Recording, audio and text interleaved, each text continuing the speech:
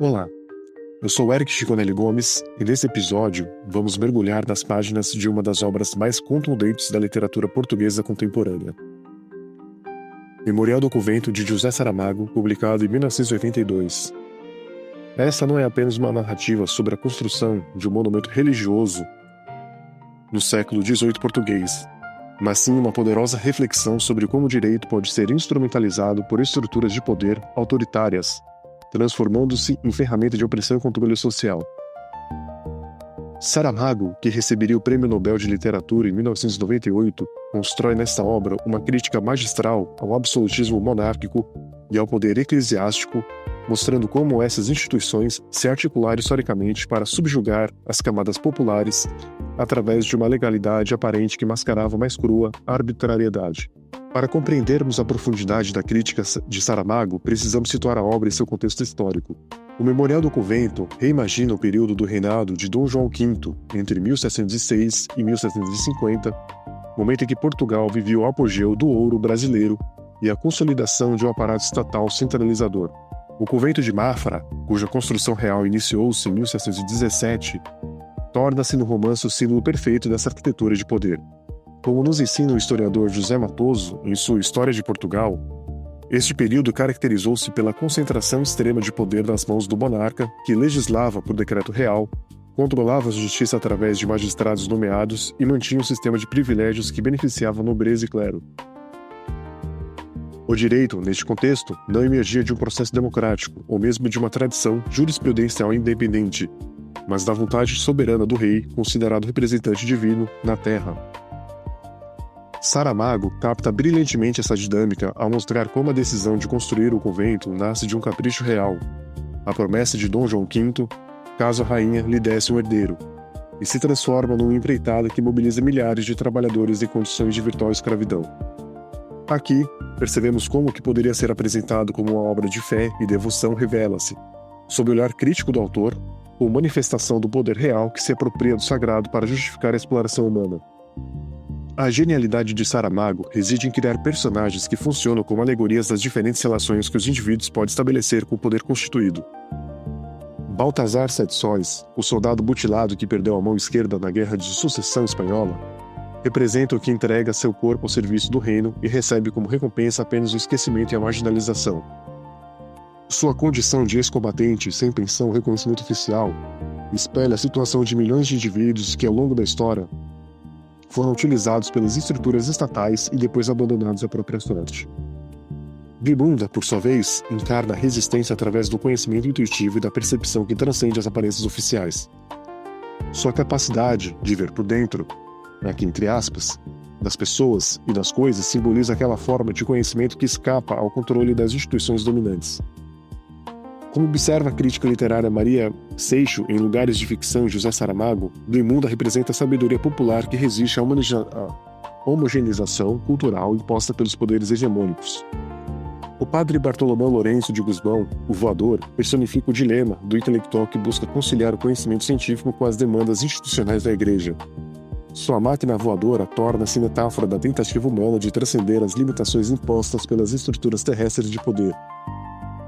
Contudo, como bem aponta Saramago, mesmo sonhos de elevação espiritual e científica acabam sendo cooptados e perseguidos pelas mesmas instituições que deveriam protegê-los. Um dos aspectos mais perturbadores atuais da narrativa de Saramago é a sua representação da Inquisição portuguesa. Longe de ser apenas um tribunal religioso, a Inquisição funcionava como um verdadeiro aparato jurídico-policial que penetrava todos os aspectos da vida social. Este tribunal combinava a função jurisdicional, investigativa e executiva, concentrando poderes que numa democracia moderna devem permanecer separados. No romance, os autos de fé transformam-se em espetáculos de terror pedagógico, onde a aplicação de justiça, entre aspas, serve menos para punir crimes específicos do que para disciplinar a população através do medo. Os processos inquisitoriais, com suas denúncias anônimas, torturas e confissões forçadas, representam a antítese do devido processo legal. Aqui, a presunção de culpa, não de inocência. A prova principal é a confissão obtida pela dor, e a sentença frequentemente precede o julgamento. Esta inversão completa dos princípios que hoje consideramos fundamentais ao direito penal mostra como regimes autoritários conseguem manter uma aparência de legalidade enquanto destroem sistematicamente os direitos individuais. A forma ritual e solene com que se realizavam os autos de fé demonstra como o poder autoritário necessita revestir suas arbitrariedades com símbolos de legitimidade. A crítica de Saramago ressoa de forma particularmente intensa quando pensamos na formação histórica do Estado brasileiro. Como analisa Raimundo Faoro em Os Donos do Poder, o Brasil herdou do período colonial precisamente essa tradição de concentração do poder estatal, de confusão entre as esferas pública e privada e de instrumentalização do direito para a manutenção de privilégios sociais. A nossa Constituição de 1924, a primeira do Brasil independente, instituía o poder moderador nas mãos do imperador, conferindo-lhe atribuições que transcendiam a divisão clássica dos poderes. O monarca podia dissolver a Câmara dos Deputados, nomear senadores vitalícios e interferir no poder judiciário através do Supremo Tribunal de Justiça. Esta concentração de poderes ecoava diretamente o modelo absolutista que Saramago critica em seu romance. Mais importante ainda, a religião católica mantinha-se como oficial do Estado brasileiro e o direito civil, como observou o jurista Clóvis Bevilacqua em seu Direito de Família, obra de 1696, tinha por função consolidar a família cristã e manter a ordem social estabelecida. Esta subordinação do direito à moral religiosa oficial criou um sistema jurídico que excluía sistematicamente todos aqueles que não se enquadravam no modelo de cidadão católico, heterossexual e proprietário. Um dos aspectos mais sofisticados da análise de Saramago é a sua percepção de como o direito funciona não apenas através da coerção explícita, mas também através da produção de subjetividades conformes ao poder estabelecido. A construção do convento mobiliza milhares de trabalhadores que interiorizam sua condição de subordinação como se fosse destino natural ou vontade divina. Essa dimensão do poder foi posteriormente teorizada pelo filósofo Michel Foucault em obras como Vigiar e Punir, onde ele demonstra como as sociedades modernas desenvolveram sofisticadas tecnologias de disciplinamento que operam através da normalização dos comportamentos. O que Saramago intui, literariamente, Foucault formula teoricamente, ou seja, o poder mais eficaz é aquele que consegue fazer-se invisível, transformando-se em senso comum. No contexto brasileiro contemporâneo, esta reflexão ganha particular relevância quando observamos como determinados discursos jurídicos ainda hoje são mobilizados para justificar exclusões e discriminações, quando setores do Poder Judiciário ou do Ministério Público se apropriam de categorias morais ou religiosas para fundamentar decisões que restringem direitos de minorias sexuais, étnicas ou religiosas, percebemos a atualidade da crítica de Saramago. Contudo, Memorial do Convento não é apenas uma obra de denúncia, mas também de esperança.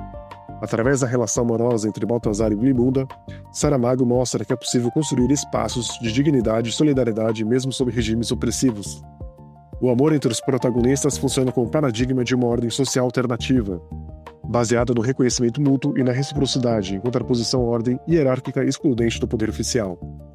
Essa dimensão utópica da obra dialoga diretamente com as teorias contemporâneas dos direitos humanos. Como argumenta o filósofo Habermas em Direito e Democracia, a legitimidade do direito nas sociedades complexas deve basear-se no reconhecimento da dignidade inerente a todos os seres humanos, independentemente de sua posição social, credo ou origem.